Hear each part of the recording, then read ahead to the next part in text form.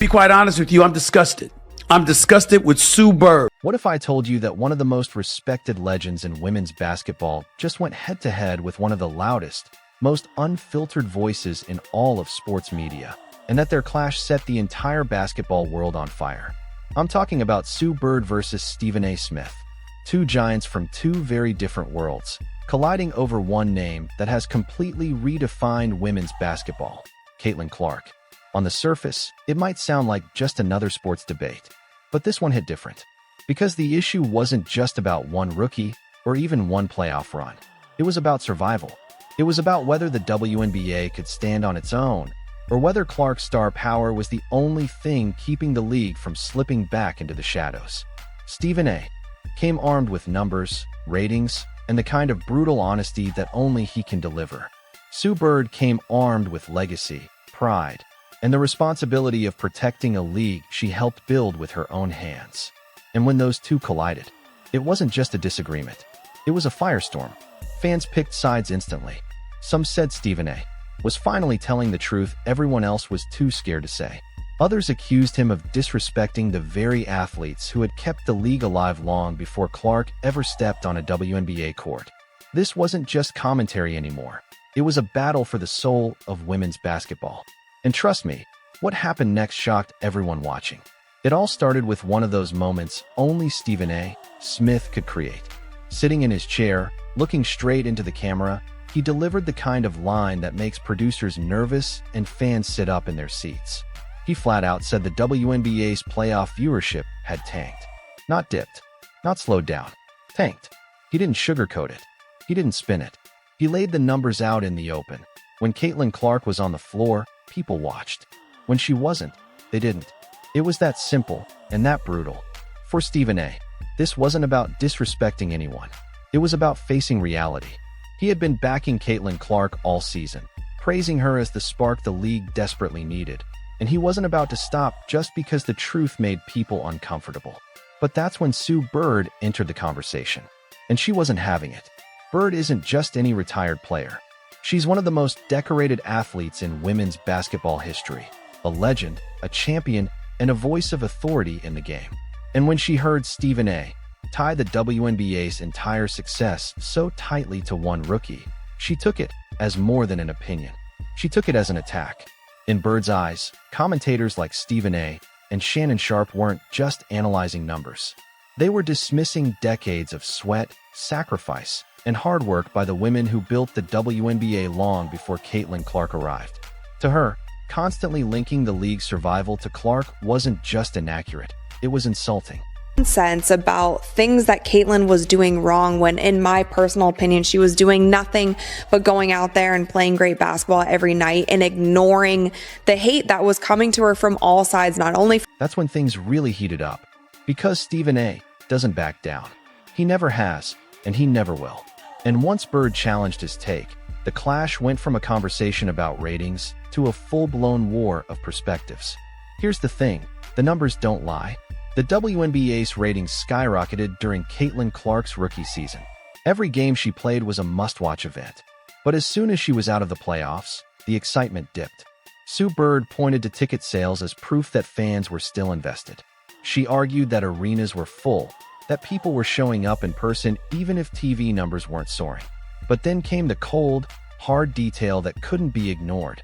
Playoff tickets in some markets were going for as low as $10. $10 for a playoff game. Think about that. A seat for less than the price of a movie ticket. Does that really reflect growing demand or desperation to make sure arenas don't look empty on TV? And that's where the controversy deepened. To the casual viewer, the WNBA playoffs looked great. Packed arenas, loud fans, energy everywhere. But behind the scenes, the league had quietly slashed prices to keep those seats filled. It created an illusion of unstoppable growth.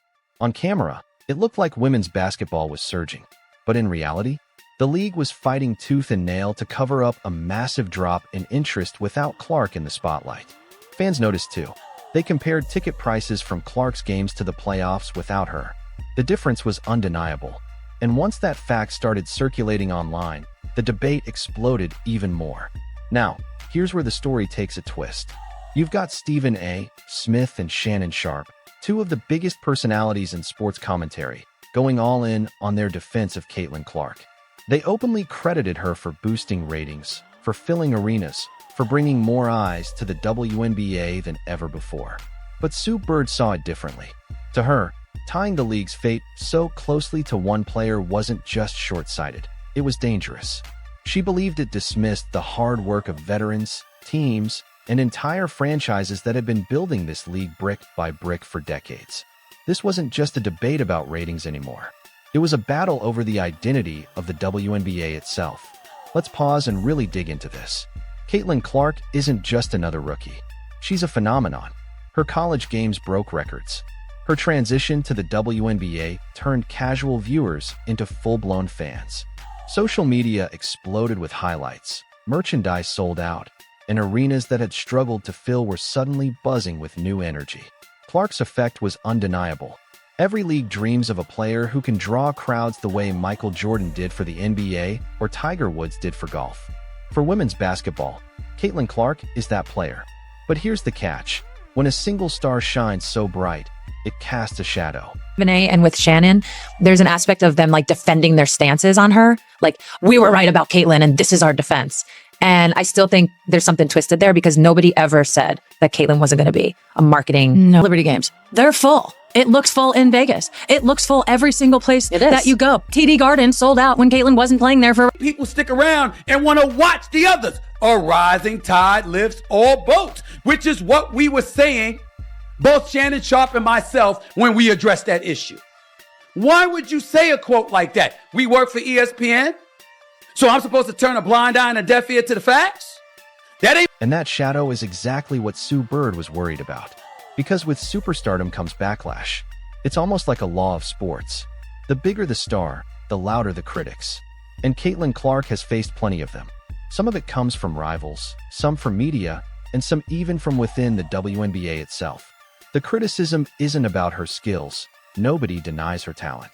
It's about what she represents. To some veterans, Clark feels like a threat, a reminder that years of work and sacrifice didn't get the same attention that one rookie managed to capture overnight. That's where the resentment creeps in, and it explains why someone like Sue Bird, who once praised Clark's potential, now feels the need to protect the league from being labeled a one-player show. But here's the uncomfortable truth that nobody really wants to say out loud.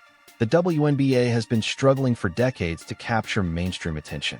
Clark gave it a temporary surge, but without her, the cracks are hard to ignore.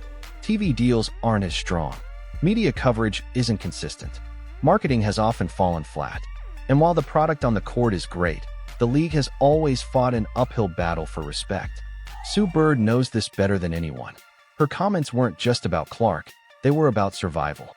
If the WNBA is seen as dependent on one rookie, what happens if that rookie gets hurt? Or if fans lose interest? Bird was fighting for the league's long-term image, even if it meant clashing with someone as loud and influential as Stephen A. Smith. And just when the debate couldn't get more complicated, another legend jumped in, Sheryl Swoopes. Her comments added another layer of tension. On one hand, she acknowledged Clark's impact. On the other, she questioned whether it was healthy for the league to lean so heavily on her popularity. Now the conversation wasn't just about one rookie or one season. It was about the future of women's basketball as a whole. Could the WNBA balance Clark's star power with building a sustainable fan base? Or would the entire league risk being seen as a one-woman show? So here's where things stand. Sue Bird, a legend who spent her entire career fighting for the WNBA, is desperately trying to protect the league's reputation. Stephen A. Smith, a voice who never bites his tongue, is calling out the cold numbers that nobody wants to admit. And caught in the middle is Caitlin Clark, both the WNBA's biggest hope and its biggest lightning rod for controversy. The truth? Clark has already changed the game. But the question is whether the league will fully embrace her or keep pushing back out of fear that one player holds too much power. And that's the part that keeps fans asking. Is Caitlin Clark saving the WNBA or exposing just how fragile it really is?